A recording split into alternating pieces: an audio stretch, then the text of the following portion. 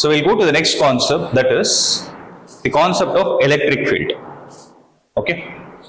So the next heading is going to be electric field. Right. So what does this electric field mean? We discussed this yesterday. Right.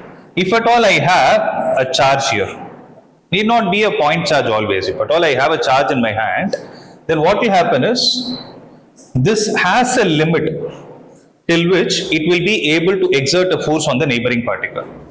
Right? Suppose I have this material which is charged. Right? Maybe if I try to keep another charge here, it might experience an attractive or repulsive force depending on the nature of the charge placed here. Right? Also dependent on this nature. Now, if I keep moving it away, there will definitely be one particular point beyond which this will not be able to influence the other charge. Are you able to understand what I am trying to say? See, imagine the case of a magnet, right? That's better for us to sense it. So when you take two magnets and bring them closer, you can see that the attraction or repulsion will be great. Right? Whereas when you try to keep moving them away, there will be one particular point after which either of them will not be able to influence the other. Right? So, suppose I draw an area around this positive charge. Let's say I draw an area like this and say this is the region in all the directions till which this charge can influence another charge brought into it. Right? Then this region is what is called as electric field. Right? So any point outside this electric field is said to be infinity. So in this case, infinity literally doesn't mean infinity. Infinity is a point which is outside the influence of electric field. I hope it makes sense. Right? Now, having said this, let's try to frame a definition for this. So what is electric field? It is a region. It is a region around whom? Around a charge.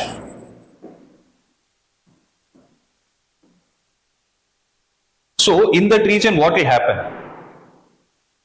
Where it can influence an other charge placed in it. I hope you are able to understand what I am trying to say.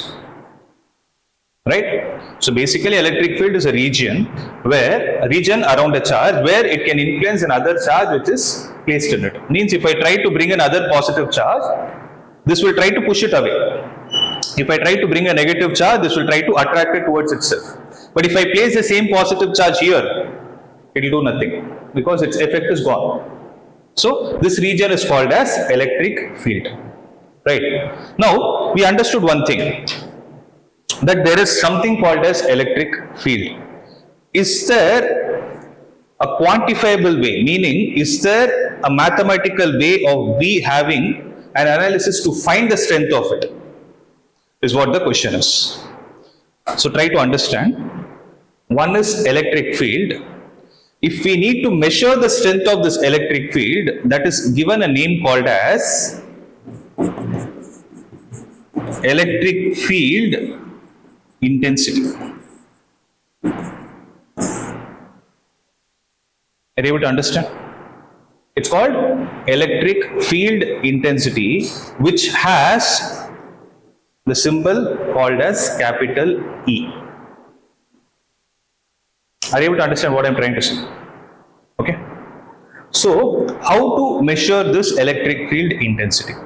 So now our job is to find the electric field intensity. So what does electric field intensity speak about? It speaks about the strength of that electric field. So what do I mean by strength of that electric field? It means how much or what level of effect it is able to create on the charge which is trying to enter this field. For example, let's think of a simple logic. Suppose I have a charge of value Q and I have another charge of value phi Q. Okay. Now I am trying to bring a charge into this which is of value, let's say Q itself. So initially what was the charge here? Q. Inside this region, inside the electric field generated due to this Q, we are bringing another charge Q. Inside the region of plus 5Q, we are bringing the same charge Q. In which case, you think the second charge will experience more force? Is it in the case of Q charge or is it in the case of 5Q charge? So think of the logic. Are you able to understand what I'm asking? Suppose I have another charge whose magnitude is 5Q. Okay. This will also have a region of electric field around it. Okay. This will also have a region of electric field around it. Now I have a charge Q which I am trying to move into this, and the same charge Q I will try to move into this. In which case will this external charge experience more force? So obviously in the case of 5Q, even if you think in terms of Coulomb's law, which spin is going to be more? Whichever has more magnitude, right? So you're able to understand this point. So what will happen is each charge will have an influence around it. Will have a certain limit or a value around it.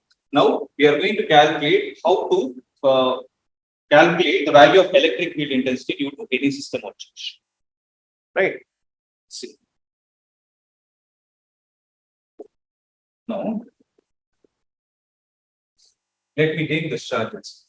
Okay. Let me call it as Q. Let me call it as Q. And I have another charge which is another Q. Right. This Q, I will call it as source charge. What is it called? It's called as the source charge because this is the one which is generating the electric field. It is the source for the electric field. Right. The other charge which you are trying to move into this electric field is called as test charge. It's called as a test charge. Why do we call it as test charge? Because we are trying to test the intensity of the electric field in the region. Are you able to understand? So, test charge is always represented by the symbol Q with a circle at the bottom. You read it as Q naught. Is it clear? If I have to calculate the value of electric field intensity E, then what I will do is, as soon as this is brought into the electric field, what will happen? This discharge, will it not start experiencing a force? Right? Will I be able to calculate that force? Let me call it as F. I'm not saying you will calculate it only using Coulomb's law, because what did I say? Electric field can exist even for, not only for a point charge, whichever object is charged. For example, this is there, you cannot call it as a point charge. Right? So here I took the example of point charge only for understanding purpose. But remember, whichever charge is there, you can still calculate the force existing between the system. And once you calculate the force, if you divide it with Q naught, then this value is what is going to be the electric field intensity. Right? Just a small point to be added here. F is same, F divided by Q naught. One small point is, you will say that limit Q naught tends to 0, meaning the charge, the discharge that you are trying to bring into the presence of the electric field due to a source charge should be a very, very, very small value. Because this is creating an influence on this. See, understand, okay? When Q naught is here, this Q naught is experiencing a force due to Q. But will this be calm? This will also try to exert a force on this, right? So the effect of force exerted by Q naught on Q should be very less. If at all it is more, then the source charge cannot be at its position, and this value that you calculate will have a variation. So for you to have this test a successful one, you need to always ensure that the value of Q naught that you're trying to bring in should be a very, very small value. That is why I mathematically wrote limit Q naught tends to 0. And this value is what is called as electric field intensity. Right? I gave you only the mathematical definition. I didn't give you the definition for it. So how to theoretically define this? So look at the statement and let's try to frame a definition. So how do we define it? It is the amount of Observe, look at the way I'm writing it. Okay, it is the amount of, look at the numerator. What is it? Force. It is the amount of force experienced by a unit positive discharge. So it is the amount of force experienced by a unit positive discharge. Right. That is why I wrote it as N divided by Q naught. And one more important point to be noted is, by default, discharge is always positive unless and until it is mentioned in the question. So wherever they tell you in a question that you are using a discharge, by default it is always positive. Now you can put a question, am I not supposed to use a negative discharge? You can use it. But that should be mentioned in the question. If it is not mentioned, by default it is positive. Okay. So first make a note of this, then I'll tell you how to visualize this. So this electric field is, we got this, no? So what is the SI unit for this? So what is the SI unit? It is Newton per Coulomb. Am I right?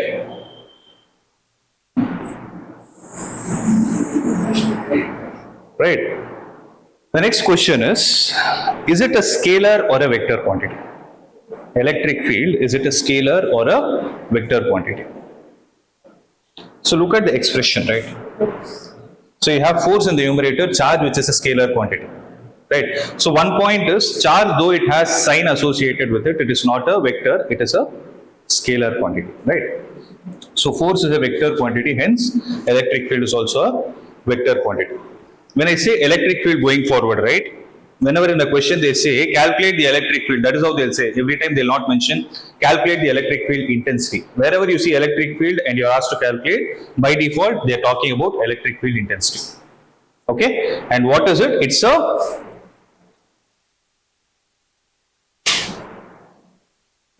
a vector quantity. Are you able to understand? Right. Now, since I told you it's a vector quantity, now it's our job to visualize how it looks like. If I place this point charge, okay,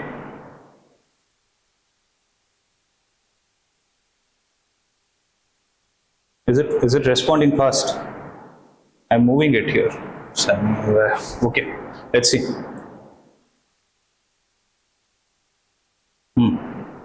If I click on this electric field, right, you're able to see something like this. It's very slow, I don't know why. So you're able to see something like this, no? What is this actually? This is the electric field, right? So in this, what is happening is, you're able to see these sensors. So these sensors are basically the test charges.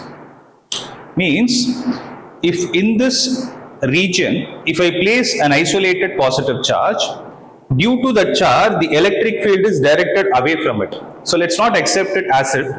Let's understand why it is happening.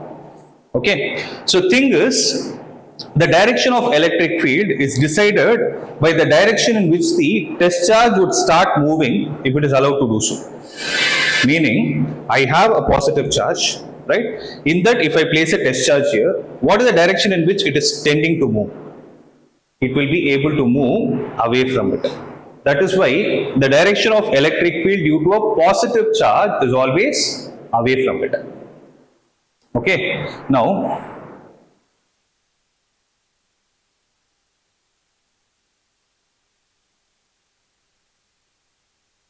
if I take a negative charge and place it here, right? So you're able to see due to a negative charge, the electric field is towards it. Why is it so? Logically, what did I tell you in the beginning? Test charge is by default positive. So if I place a sensor, according to sensor, it's test charge, the test charge would tend to get attracted towards it. Right? So this is a very, very, very important point for us to note. So electric field due to a positive charge is away from it, and electric field due to a negative charge is towards it. But the most important point is, why is it happening? Can someone tell me why is it happening?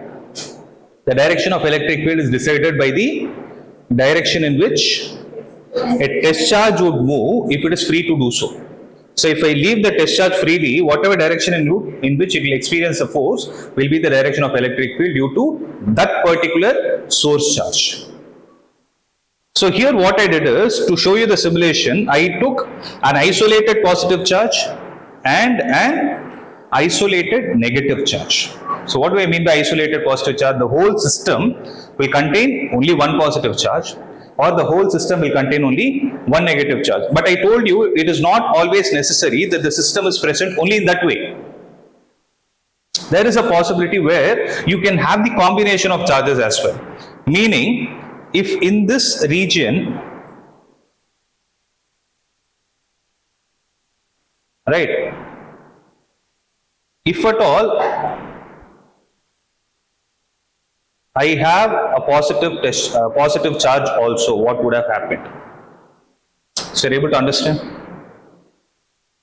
So I have a system of a negative and a positive charge, right? So what is happening? The electric field is going away from the positive charge and it is going towards the negative charge, right? You would have seen this kind of a similarity somewhere else in your lower grades. Magnetic field. So it starts from the north pole and goes to the south pole, and within the magnet it will be from south to north. It forms a closed loop, whereas here it does not form a closed loop. It always starts from the positive charge and ends with the negative charge. See, there is no arrow mark which is in the reverse direction. It will not be there. So unfortunately, this is not working fast for me to move away and show. Okay, but I hope you are able to visualize what I am trying to say. Am I clear with this? Right. Similarly, if at all you have a system of two like charges,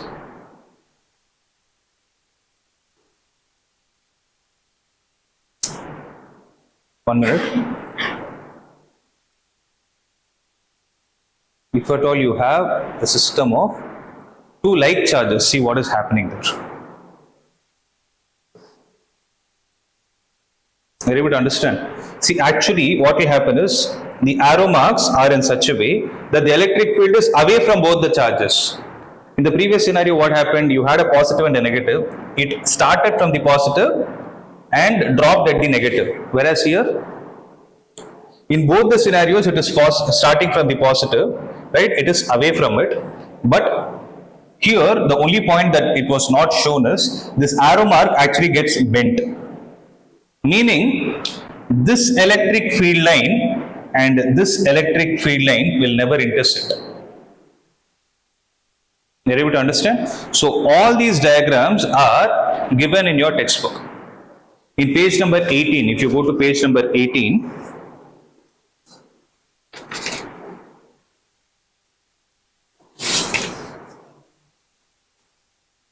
so in page number 18, are you able to see the two diagrams which are due to the isolated positive and the negative charges? Right. The next one is, if you go to page number 25. In page number 25, are you able to see something like this? Right. So what does it state? You have an isolated positive charge, isolated negative charge. Then what is the third diagram? System of like charges, and the fourth one is a system of unlike charges. So everything we saw already. I hope you are able to understand that point, right? So this is these lines which are drawn, right? These lines do not exist. These are the imaginary lines.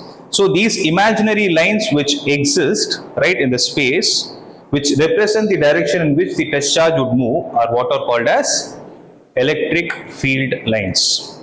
Or they also have another name called as electric lines of force. They both mean the same. Right? That is what our next topic of discussion is going to be.